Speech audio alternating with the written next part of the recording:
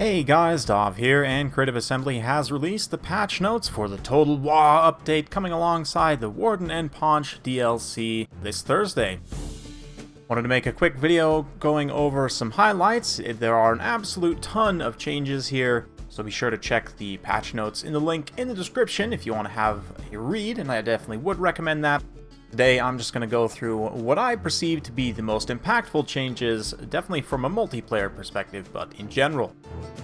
First things first, friendly fire from units with contact effects on ranged attacks, for example chameleon skinks. The contact effect, in this case being poison, will no longer apply to friendly troops. It will still deal damage, but you will no longer, for example, sunder your own armor with the rusty arrows, or for lizardmen, literally poison everything all of the time. Instead, you'll only be poisoning enemy troops. Very nice change.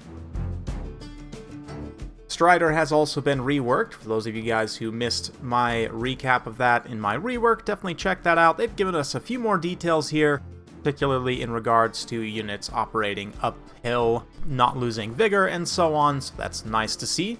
Woodsman, of course, only allows units to pass through trees, but quite a few units have gained that, and quite a few units have also gained Strider as well, notably most Hound-type units.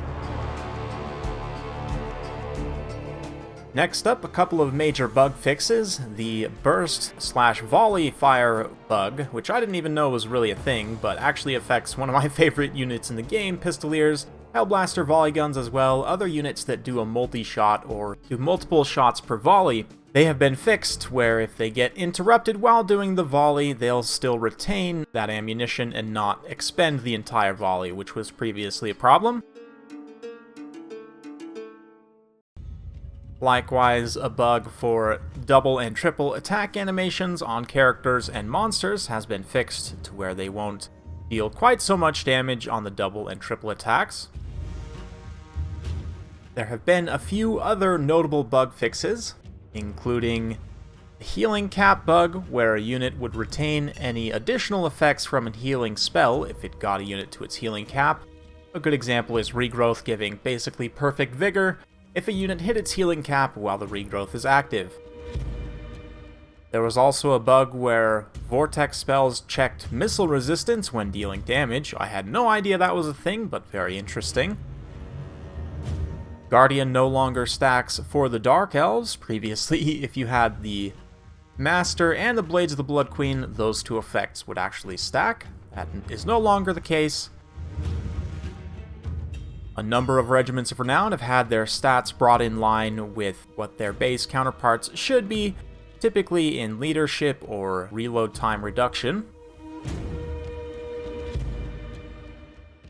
And there have been quite a few changes to factions as well, and various units. A few units got new icons, notably a number of monstrous chariots, such as the Razorgore Chariot for the Beastmen, or for the Warriors of Chaos, the ever-present Gorebeast Chariot.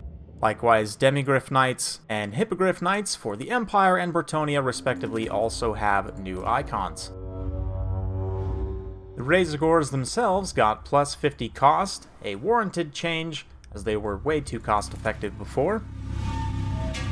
The Green Knight got 100 points cheaper, and Pegasus Knights got plus 2 melee attack and plus 2 bonus versus large. A nice little buff for the basic Pegasus Knights. Dark Elf Chariots can no longer hide in the woods, and the Scourge Runners Ravagers of Rakarth have had their reload rate reduced. The Charybdis got a nice HP buff and cost decrease, and the Bloodrack Shrine and Cauldron of Blood have been fixed, so the Witch Elves on the side throwing their daggers don't deal the same damage as the Chariot running into a unit. Previously, this would make the damage output of these units way too high in melee. A notable change for the Dawi, the Gyro Bomber got the suppression effect on contact, giving them another controlling speed debuff. For the Empire, one of my favorite changes in this patch, War Wagons got a significant missile damage buff, and our two favorite artillery pieces, the Hellblaster volley guns and the Hellstorm rocket battery, also got a little bit cheaper. Talked about many of the greenskins changes already, but most of their characters, it should be noted, got somewhat more expensive. Skarsnik and the Night Goblin Warboss both have Vanguard, in case you didn't notice already. The Ragnarok Spiders got a little bit of an armor nerf, but an HP increase. And all Boar Cavalry units got plus 20 armor.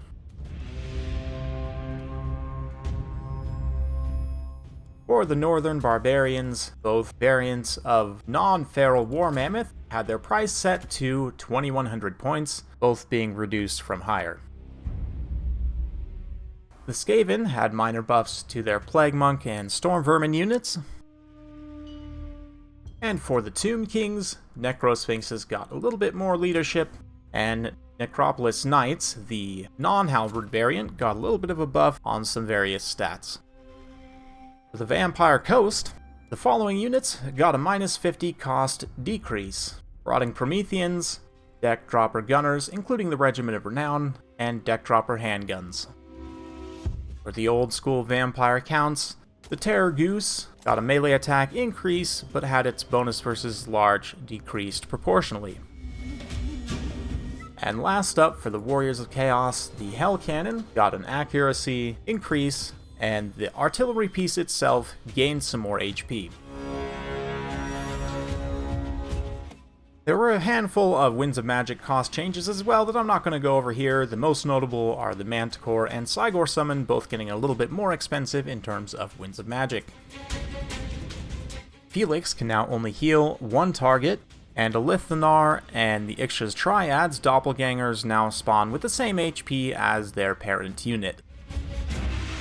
And that's all the changes I wanted to highlight here.